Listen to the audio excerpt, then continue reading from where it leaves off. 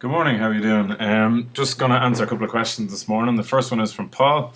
He works within his own club and he works with minors and under 16s. So he doesn't say whether it's a soccer club, a GA club, or a rugby club, but probably doesn't really matter. His question is a lot of lads don't strength train on their own. He also says, how best can they include strength training into their pitch sessions, their training sessions on the pitch? How long should they do it for? And especially hamstring work, as they seem to have their fair share of hamstring issues or soft tissue issues. Thank you, Paul. That's four questions, not one. That's no problem. So the first thing, a lot of lads don't strength train on their own.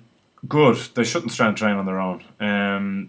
Training and, to be honest, what we like to call it, it's practicing their movement skills and their techniques. First and foremost are paramount in order for them to earn the right to develop their strength.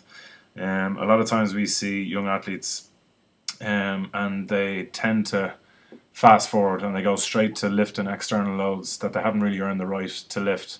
So our responsibility as coaches is I believe, is to take them off the pitch, as in do it separately to the pitch work. Sorry, you can keep doing the pitch stuff, but they really should be doing the development work away from the pitch and working on their stability, their balance, their coordination, their body awareness. You can do that by all means on the pitch, just with their own body weight and with drills and exercises. But when it comes to strength training and the techniques and the competencies that you need to do to do that properly and do that well, you need to do that off the pitch in a suitable environment. And that's really, really important. The easy thing then to do is to, when they've earned the right and when the movement pattern looks good, and whether it's squatting or lunging or pushing or pulling, then the easy thing is to add load, whether it's sandbags or power bags or medicine balls. I just worry when I see young athletes out in pitches throwing things around that they don't really know, haven't learned how to throw or how to push or how to pull or how to squat or how to lunge. They haven't learned how to do it properly, but they're lifting external loads, doing it badly. That's what really concerns me. How best to include in pitch sessions is your second question, so I've sort of kind of answered that.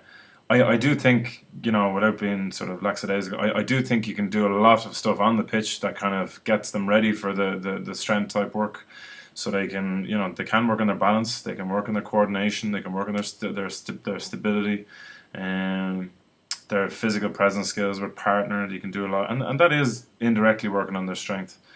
But ultimately, they need to be run through a progressive development program in the gym that's separate to their pitch stuff. And I'm not talking about 100 150 200 kg squats. I'm just talking about getting a really good vocabulary in the gym and knowing their way around the gym and being smart about it, and again, earning the right to lift weight, not just and do resistance training, not just being thrown in to do it. Here's your program and off you go. That's just not going to cut it, and that'll do more harm than good.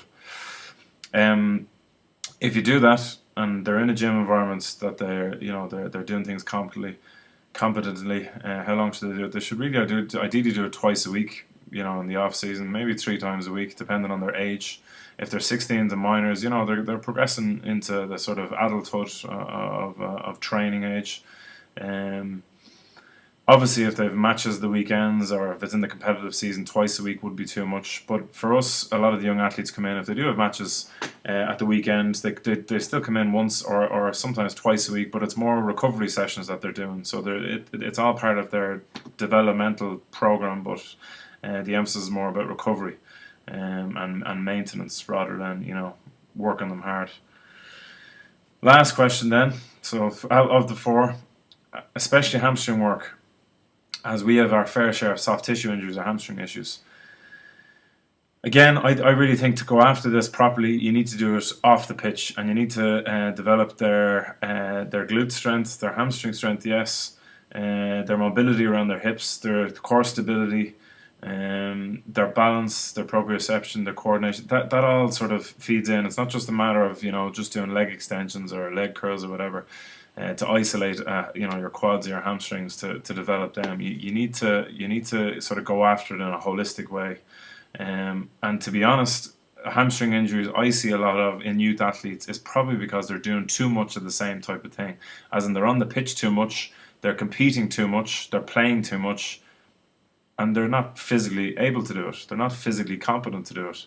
And their body is just sort of, if they can pick up a soft tissue injury like a hamstring, their body's just going to start sort of saying, hold on a sec, I can't handle this. My body just literally can't take this load.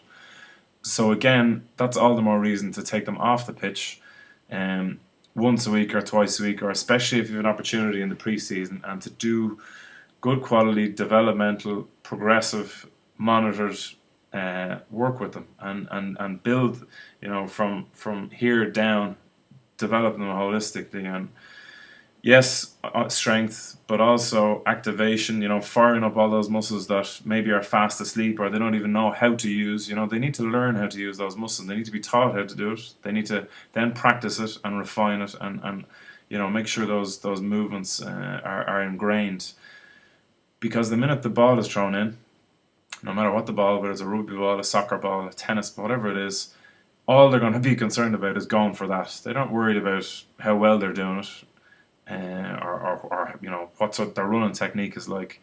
They're just worried about getting the ball, or tackling the person, or whatever the opposition.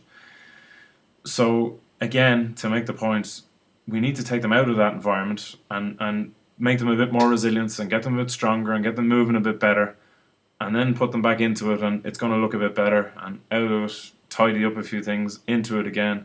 At the moment, we just have them into it. They're competing, they're playing, they're training, they're playing, and they're just, of course, they're going to break down. Sorry, it's the Tuesday after the bank holiday again, so I'm a bit narky. Hope this helps. I probably went on a bit of a rant there, but it's something I do feel very passionate about. That I think it's a great question, and fair play to you for asking it. I just don't think there's a yes or no answer, or it's definitely not something that you just go, there's a program and off you go. There's some good resources online that the various sports bodies have come up with, as in warming up and injury prevention, and that you can sort of use and plug into. The GA have done one, the soccer, the FIFA have done one. The GA did their 15 one, and the soccer has done an 11 one. They'll help to a point, but I just think that's more of a topping up what you should be doing off the pitch. It shouldn't replace it. It shouldn't replace it. But anything else there? No. Paul, thanks for your question, and hope it helps. Any other comments, maybe put them in below, or any other questions, put them in below. Thanks.